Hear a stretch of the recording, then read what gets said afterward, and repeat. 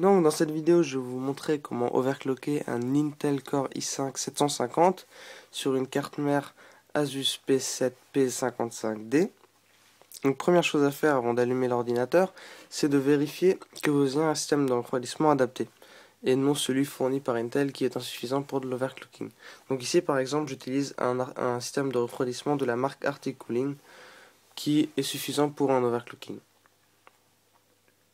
Donc voici le système de refroidissement fourni par Intel qui dispose d'un tout petit ventilateur et qui doit à peine faire l'épaisseur d'un doigt. Donc qui est largement insuffisant pour de l'overclocking puisque vous risqueriez la surchauffe du processeur. Donc il est plutôt conseillé d'utiliser un système de refroidissement adapté. Donc maintenant je vais démarrer l'ordinateur. Et lorsque l'écran de démarrage de BIOS s'affichera, j'appuierai sur Deleted ou sur Supr pour accéder au BIOS.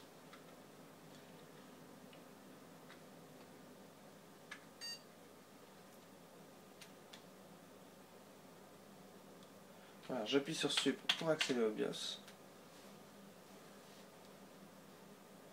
Je vais dans l'onglet iTweaker, je passe iOverclock Tuner en manuel, je change le BCL Cap Frequency, je le passe à 150 pour un overclocking moyen, donc on aura une fréquence de 3 GHz, ou à 180 pour un overclocking un peu plus poussé, à 3,6 GHz, donc ça dépend du système de refroidissement que vous avez et de l'overclocking que vous voulez avoir.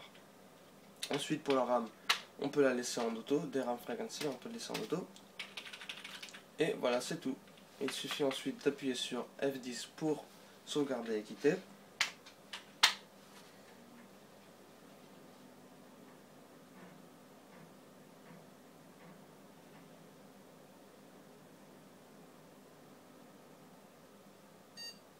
Le PC bip, tout va bien. Le PC redémarre.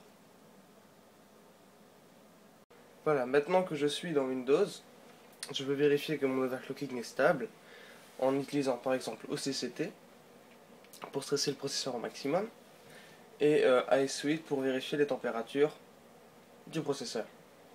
Donc on peut voir que le processeur est utilisé à 100% et que la température est de 59 degrés à une fréquence de 3,6 GHz. Donc si les températures ne dépassent pas 70 degrés et que le PC ne plante pas au bout de 30 minutes, ça veut dire que l'overclocking est stable et qu'on peut le garder. C'est à vous d'ajuster les fréquences en fonction de l'overclocking que vous désirez. Merci d'avoir regardé cette vidéo vous expliquant comment overclocker votre processeur et n'hésitez pas à vous abonner à la chaîne pour être informé des prochaines vidéos.